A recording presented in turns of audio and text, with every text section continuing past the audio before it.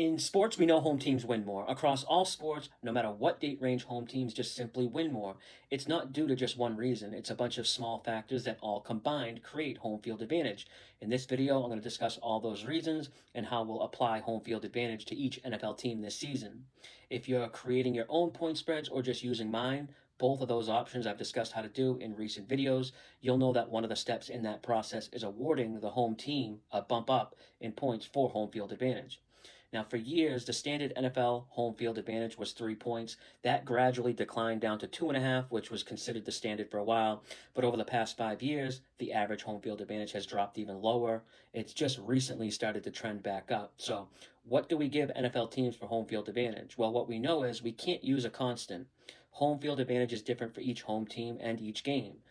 But we can create kind of like a baseline number for each team and then adjust it up or down slightly depending on the circumstances surrounding the game. I've already figured out the home field advantage for each team in the NFL. It will be available with my power ratings in the NFL Power Packet, but it's important to understand that home field advantage can change week to week depending on certain situations. So I still want to go over what impacts home field advantage the most. And there's a lot of misconceptions when it comes to home field advantage. Not every team shows like a huge spike in performance at home compared to on the road. So just because a team plays really good for a few years, that doesn't mean that team all of a sudden has an increased home field advantage. It means they're a good team, home and away. The Seattle Seahawks are probably the best example of this.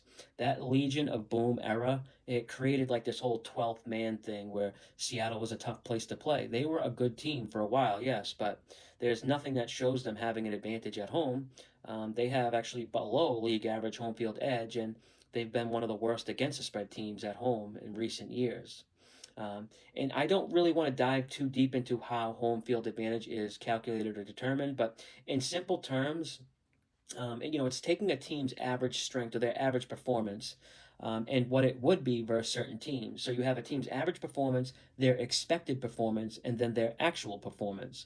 The home team's difference between their expected performance and their actual performance is their home field advantage. And like I said, I've already done this for every team stadium, but I want to discuss how we would adjust it game to game based on certain factors. Like one of the biggest, most obvious factors within home field advantage is geographical location and the weather elements native to that stadium. I don't have to explain that the Northeast gets cold and snowy in the winter months, but teams who have stadiums there would deserve a bump up in home field advantage when a team like Miami or, say, Jacksonville has to travel there to play, or like a dome team. The home team is more familiar playing on those conditions. First Energy Stadium, where the Cleveland Browns play. I think it's now called like Huntington Park or Huntington Bank now. That's always been like a real tough place to kick field goals because of the way the stadium's designed and how the wind comes off Lake Erie. Longtime Browns kicker Phil Dawson, he famously talked about how he would have flags placed in certain parts of the stadium where he would give him kind of like an accurate reading on the wind direction because you could be looking at the flags on the field goal post and they wouldn't be moving at all, but there'd be 20-mile-per-hour winds.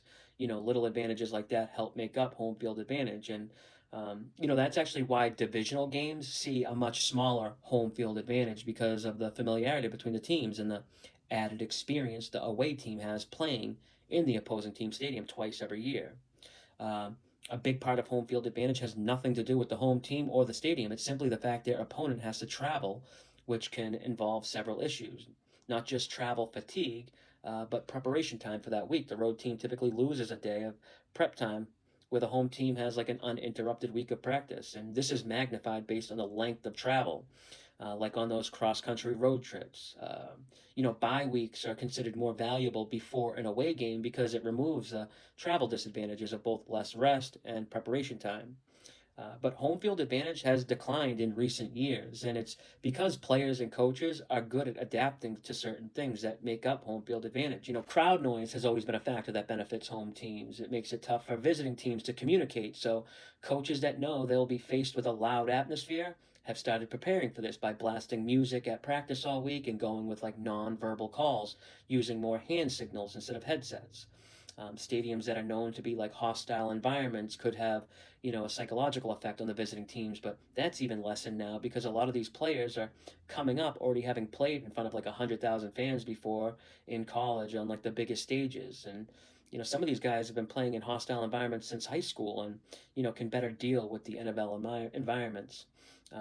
Teams have gotten better and more efficient with travel, either with technology that allows them better to game plan while traveling or just optimizing scheduling of traveling. We see these strategic travel plans for teams going overseas and how to optimize their body's clock in different time zones. Some of these teams spend months preparing for road trips to make them, as smooth and as efficient as possible. East and West Coast teams traveling to opposite coasts. This used to be like a big negative, but teams are handling those better by staying on the opposite coast for their next game or flying there right after their previous game. To think years ago, teams like New York would they travel to San Diego to play after the game, come back to New York, then to turn right around and go play out west again the very next week, traveling like 12,000 miles in a 2 week span.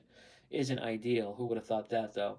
Um, it was thought like getting back home was better than staying out west for 2 weeks. If you had like back to back games on the opposite coast, of course. I wanted to say um, Bill Belichick started this trend, but I'm not sure if that's accurate or not. He was definitely one of the first coaches who started doing that. If they had two games out west, he'd just stay out there. It seems obvious, but not a lot of teams would do that. Um, what else we got? Like what type of field surface a stadium has matters to some extent, even though a lot of the stadiums have the same surface now. But players have been vocal about how hard the turf field is at Ford Field, where the Lions play, and also where the Jets and Giants play at MetLife. Injuries have been stacking up on those fields, and it's worth looking at betting against teams the week after they play there because their injury report will probably be a mile long. And check for this yourself during the middle to late weeks of the season. Teams the week after playing on those hard turf fields, they'll have more injuries than normal or more guys on the injury report and questionable. Yeah, this one went a lot longer than I thought it would, but needed to be explained. I needed something I could point people to that weren't sure about home field advantage or how to apply it. I should have this year's NFL Power Packet finished and posted by the middle of August. That will have my home field advantage numbers along with my power ratings and a lot of other stuff as well. I'll keep everyone updated on that. But until next time, good luck with your bets.